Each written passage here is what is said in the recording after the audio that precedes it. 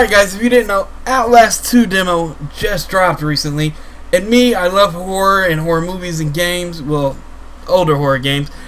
But I did see Outlast 1 and I dug what I saw. But Monkey Paws and Carmageddon are the Outlast fans and have played a lot of it. So they're going to help out with this one, and it's a dual topic.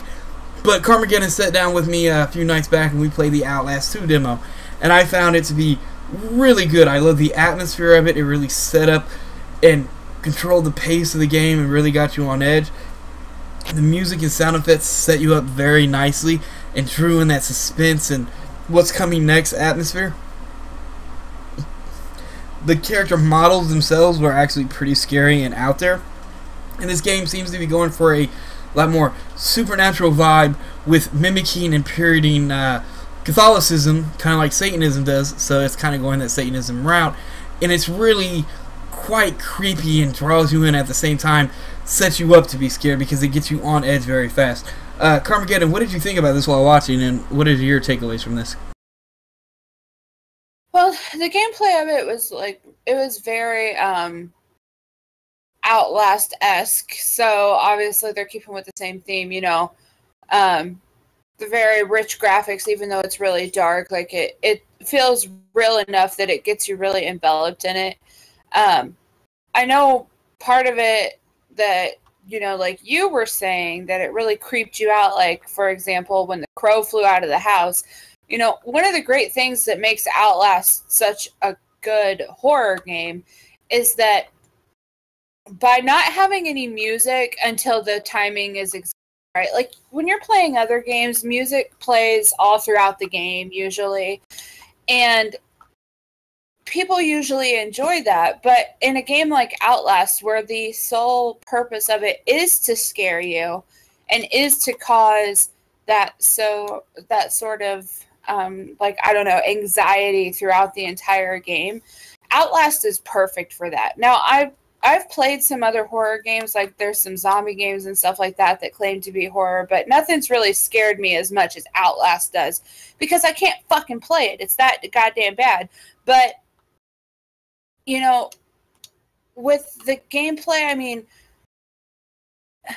where do I want to start with this? So, graphics aside, like the gameplay of it, it does a very good job of making sure that it keeps that anxiety and that anticipation going. You know, the lack of music until something's getting ready to jump out at you, making sure that it stays really dark and that you don't really have an option except to go through the rooms and parts of the, I don't know, what would you call it, like a cult camp? Yeah, it's very culty and satanic at the same time. Yeah, like I don't feel like I'm spoiling anything by saying this, because it's not, like, it's just a demo. But like going into the building that has all the dead babies in the pile. Oh God. Like, they find, Sounds weird. You know, they do a really good job of keeping, you know, that kind of fear there. But it's like I was explaining to Brandon, like, the one thing that it does a really good job of, other than, you know, all this other stuff, is when you are playing a game and it's a horror game and things aren't jumping out at you for a while, you develop this sense of calmness, especially around areas where there's light and you can't see, you know, there's nothing going on, you're just walking, and then all of a sudden there's something in your face and you don't know what to do, you're freaking out. It's like the whole lady with the long tongue that came out at Brandon during the demo, the lady that chopped his balls off or whatever. Ouchie. Like, all of that, none of it was expected. And even something as simple as farmers looking for you in a cornfield with flashlights, like, it scares the living hell out of you.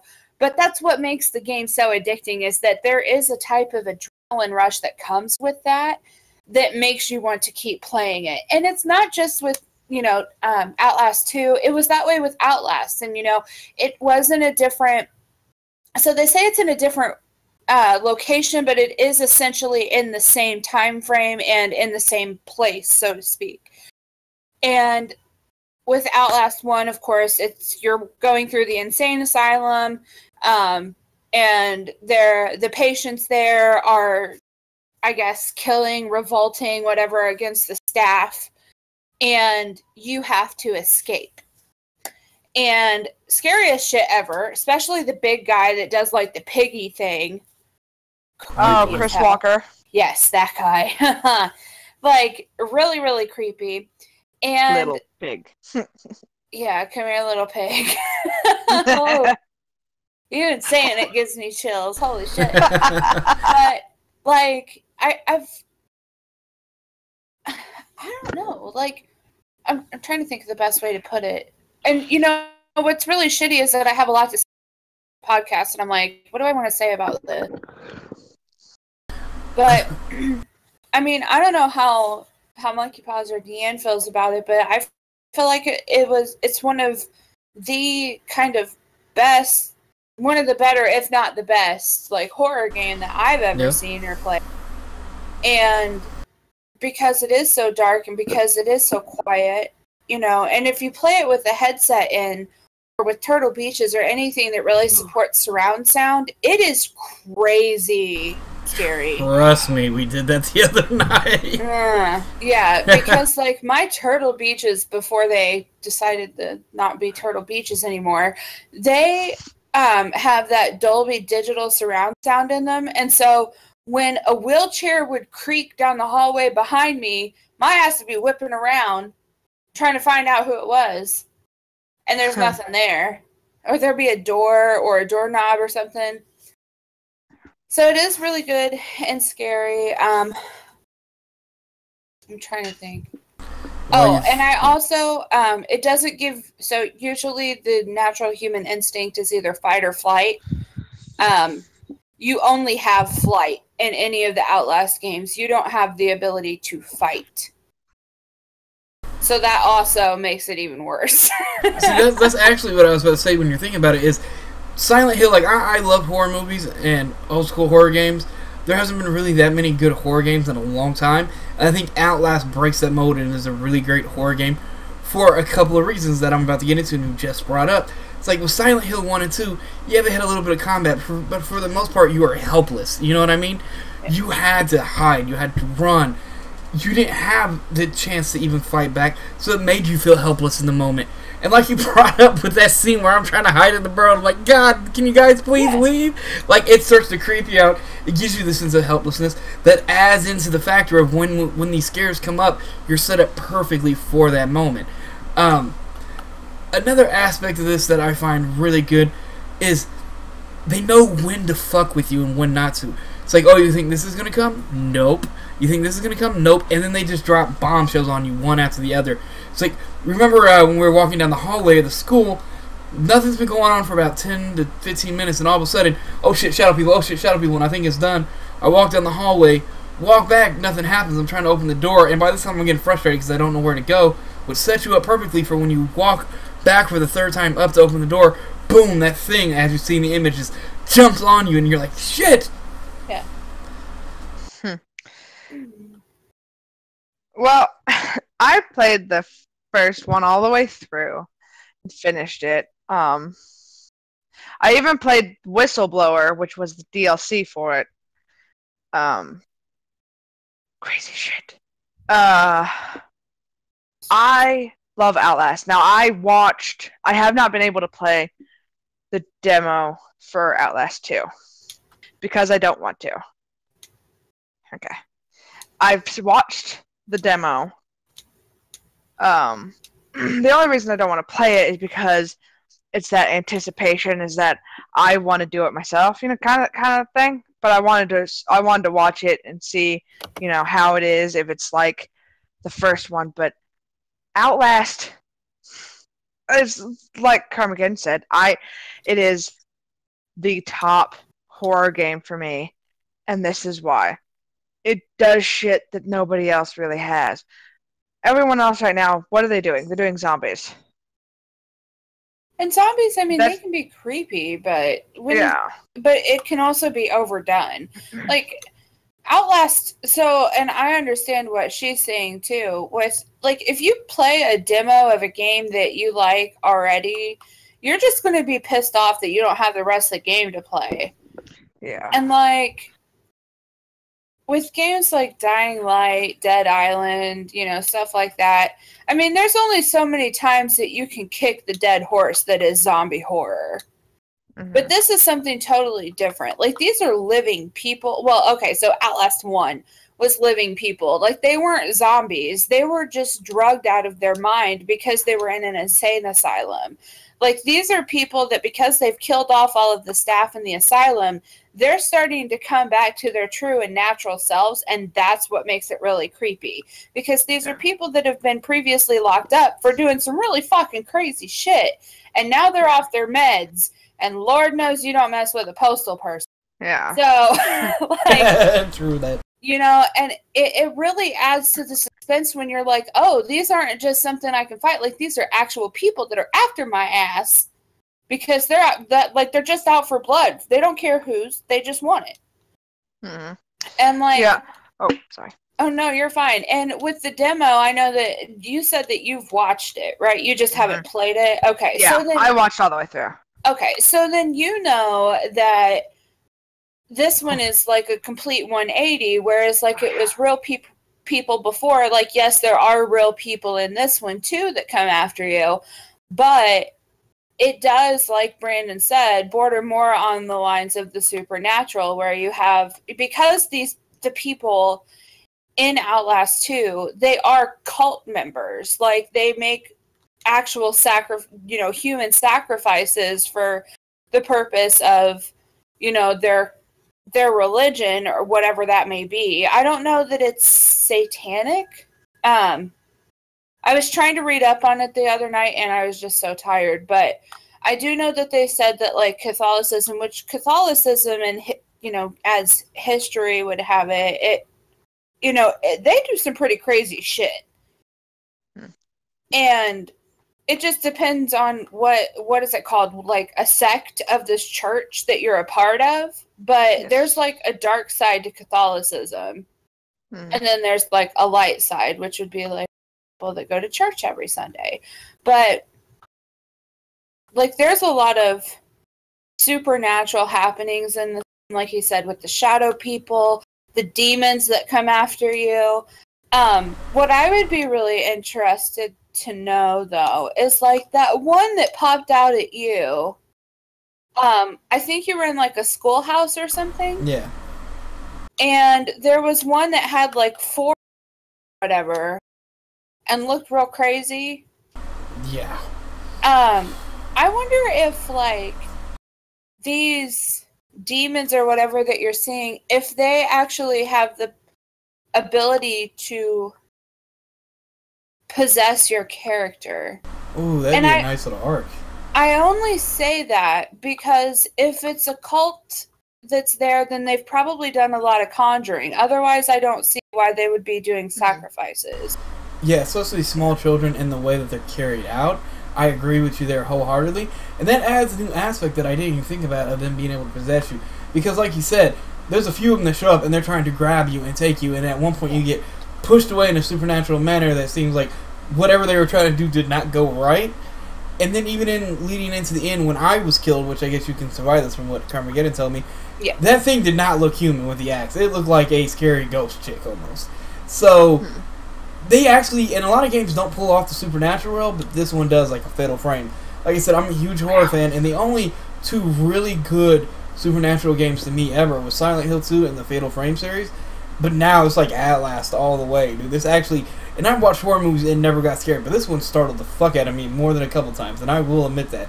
Like, and that says a lot about this game. Like, this, if the demo's supposed to get you excited for the game, I am ready to buy the fuck out of this as soon as it comes out. Oh yeah. Well, because when I had watched the demo for Outlast 2, you're walking around, and outside. You're going through a cornfield. You didn't have that in Outlast 1. You were trapped. You were like there were elements that were outside, but you were still gated in the asylum. Oh, don't let me I have something to say about that. Keep going.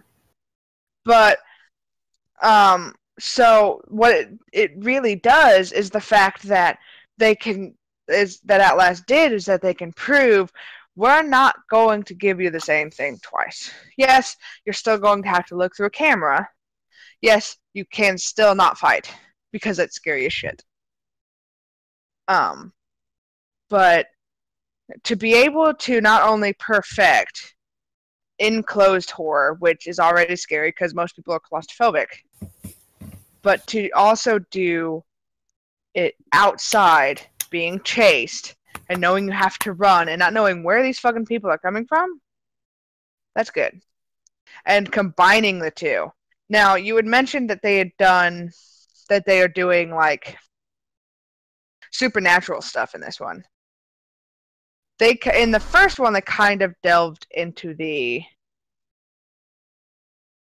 I want to say sci-fi, but it's not really sci-fi.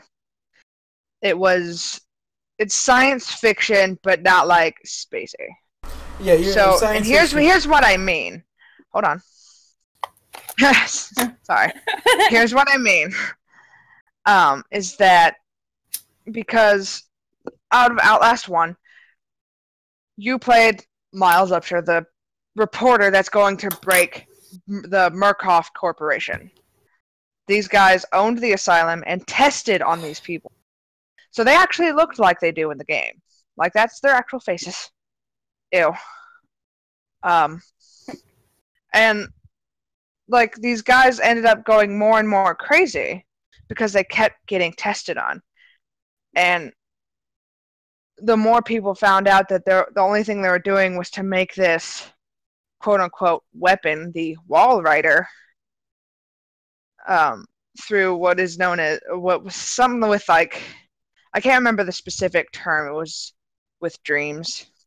They found the perfect subject, and they created Wall Rider, and it backfired.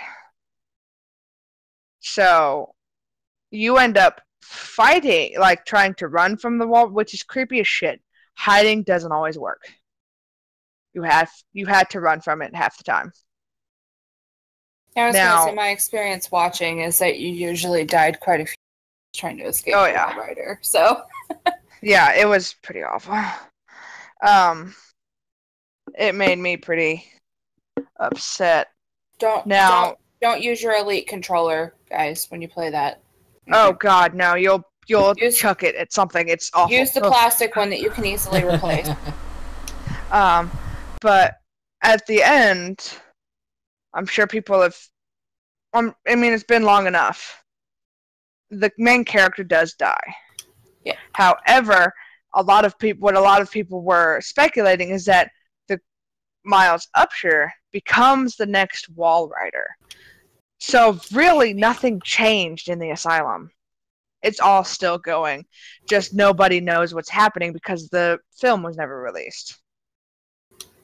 So with this, I'm wondering if there's a way to survive, because in Outlast 1, you didn't have that period.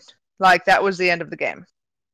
You had the DLC for Whistleblower, where you were the person that sent the original email to Miles. But for Outlast 2, I'm actually hoping for a way to survive it all. Because it's just one of those things where it's like, you're running, because Carmageddon's right, you're all running from real people. And it's really scary because the cultists, and they've let out, let's be real here, it's probably a demon. That is now infesting the whole place. And it scares the living shit out of you. Like, I was watching this and I'm just like, well, I need to change my underwear. So, and it's like, I hope there's a way to survive it, because I want there to be a way, like, not necessarily a happy ending, because, sorry, you go through that, you're gonna have a little trauma. There's some issues. It's not a horror game if there's a happy ending. I mean, well, I mean, I'm not even saying happy ending. Like, just that the guy can, like, maybe your main character can survive. Yeah. And he does get that out there. Obviously, let's be real here. Ooh, Probably gonna kill himself after. How about he has to watch his wife be sacrificed to the demon? And I think that's It probably happening. will. That probably will happen. Like, I'm not even gonna lie. That's probably what's gonna end up happening. That's one of my throwaway comments was there's no way. See, like when I was going through it, I was like, there's no way your wife's surviving this because there's no way you're surviving this. I don't think anybody's gonna make it out of this. To what you said earlier about how the first game gave you that claustrophobic and closed-in vibe and how they pulled that off with the showing now that they can do more with the open area.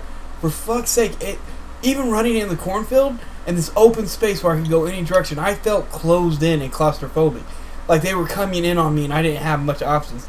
And to be able to pull that off is amazing to me because that means it's setting up the environment, it's setting you up mentally, and they pulled it off just amazingly. I want to also state that the full game, you do not stay in that little area. Travel through the world to different areas where the cult is located, which is why you experience portaling when you're in the game. You're actually not in, you're not always going to be in this. Yeah, I know. They were like, this is an aspect for Outlast because you're not in like a closed area, but no, you're not going to stay in that specific little area or anywhere near it. Like you could be, but so like let's say you're in Arizona, but all of a sudden you are all of a sudden teleported and you could be in Colorado, but in a different part of where that cult is located. Do you see what I mean? Yeah. Yeah, that whole supernatural aspect really opens cool. up the game, and they use supernatural aspect of bringing the portals. And what you just said sounds amazing. Like that means you're going to get to explore a lot and have a lot of different type of situations affect you. Yeah. So with that being said, I mean it's quite possible, which obviously we don't know until the full game comes out and we get to play it for ourselves. But obviously, the actual time to finish Outlast in one sitting is give or take about 4 hours. So, I mean, maybe Outlast 2 is going to be longer because it is bigger. Yeah. But, of course, with that, there comes, like, more shit you have to find, the creepier it's going to be because you're going to be in different areas, dealing with different people. And then, of course, the reason, with them conjuring up, like, maybe you're going to be dealing with more than one big, issue that you have to deal with. So, like, in the first one, it was that Chris Walker, is that what you said his name was? Chris Walker. And, I mean, other than that, there was just the Wall Rider. But, if you know anything about, Catholicism, demons can take the form of children and all this other stuff. Maybe that's why they're sacrificing kids, is to try to expel the demons because they can't tell which ones are demons and which ones aren't. Good point. But the other thing too is that there's definitely more than just one. And most cults that you go into, especially when they're satanic cults or anything like that, they've conjured up a few.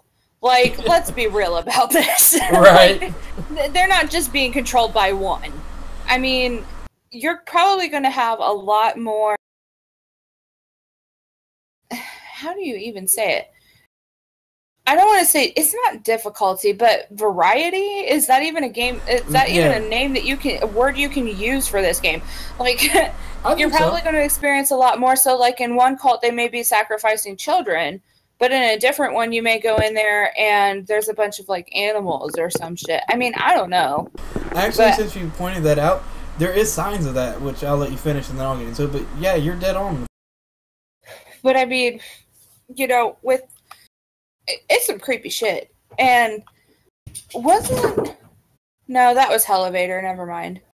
I was like, didn't we watch somebody getting sacrificed? But that was the show that we were watching earlier. They were chopping up somebody, so never mind. We didn't see people get sacrificed, but we saw sacrificed children, a sacrificed woman, and even a cow. So yeah, it does bring in the animal aspect too. Like they're not an old trick at this. Like they have been doing this for a while and experimenting with it. And like you said, I do believe there's gonna be a variety because we didn't just see the tongue woman. We saw the tongue creature demon woman thing. We saw the thing that grabbed me in the school right before that. And then at the end, the somewhat very ghostly, weird, but almost human. Because the thing, it looks human, but at the same time, it has creepy eyes. It's very ghostly and pale skin. that chopped my balls off with an axe. To me, that wasn't all human. It may be a possessed human, but it wasn't pure human. Yeah. But, and I mean, there are so many different ways that they could go with this, but, like, what if it ends up being that, you know, you become possessed by one of the people after you find your wife and you're the one to kill her?